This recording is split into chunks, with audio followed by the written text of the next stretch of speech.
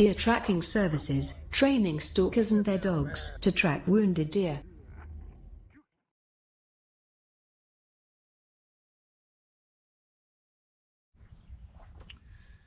So next up, we need a way of marking our track so we can see where we've been, where we've laid the track, and if we get lost on the track, where we can come back to it. There's a few different ways of marking a track. One of the cheapest ways is a simple solution such as strips of kitchen roll. Very cheap, easy to come by, ties to twigs fairly easy. The only downside is if the weather turns a bit inclement and it rains or gets damp, then the kitchen roll can break down and come off the twigs, leaves, branches, whatever, and you can lose your track. So moving up from kitchen roll, there's the option of forestry tape, which is designed to be out in all weathers. Comes in a variety of colors. This is particularly bright red, comes in yellow as well, and a few other colors, I believe. It is meant to be biodegradable, but biodegradable with forestry tape is about a year or more, so not very good to leave laying around. It's best to go and pick it back up once you've used it, but it's fairly strong for like a paper-based product. Moving on from that, another option that we use and suggest is something as easy as a clothes peg. Pretty versatile, pretty cheap, come in a variety of colors. Depending on people's eyesight, it's also good to experiment with colors as to what shows up best for you.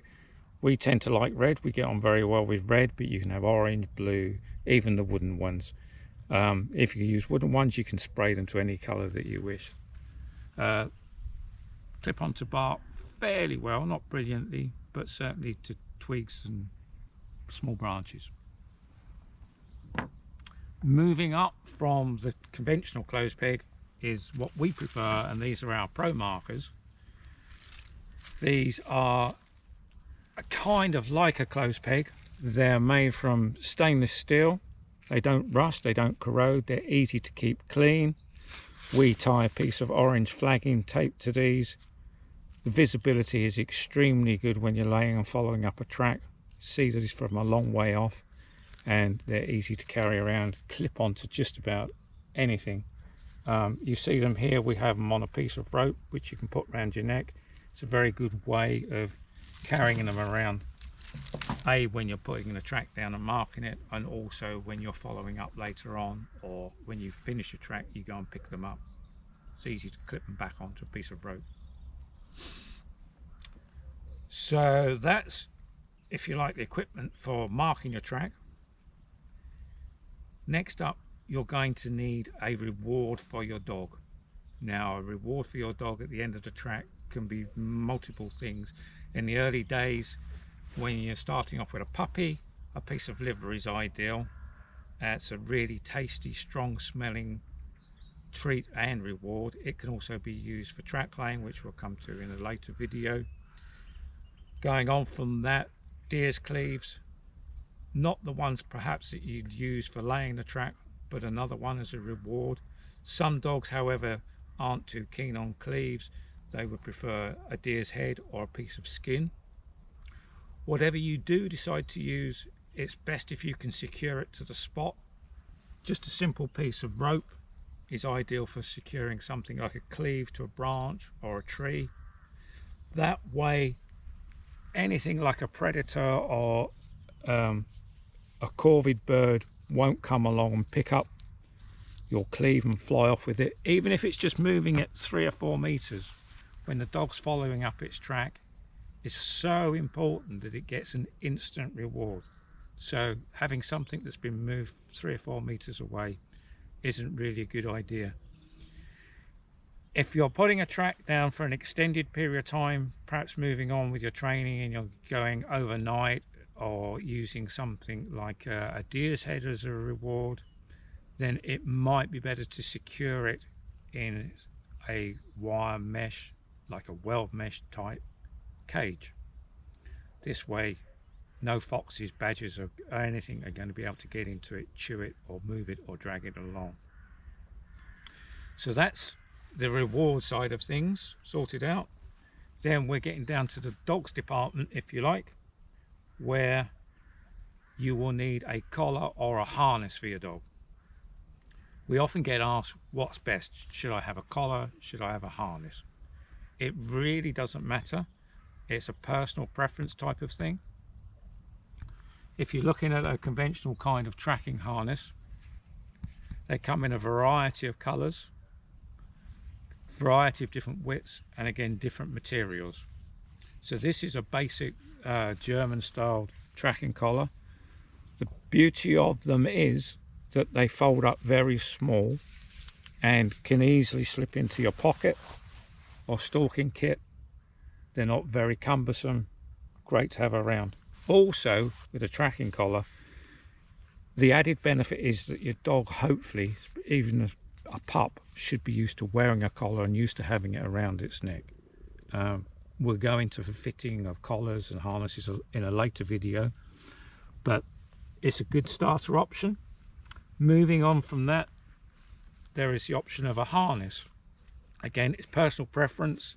You will feel once you start training and you experiment with these things that you get a different feeling or connection with your dog using a harness as a collar. They come in different fabrics, different materials, different designs, different layouts. This is one that we tend to like using. It's relatively cheap, can be picked up for around about the £35 market.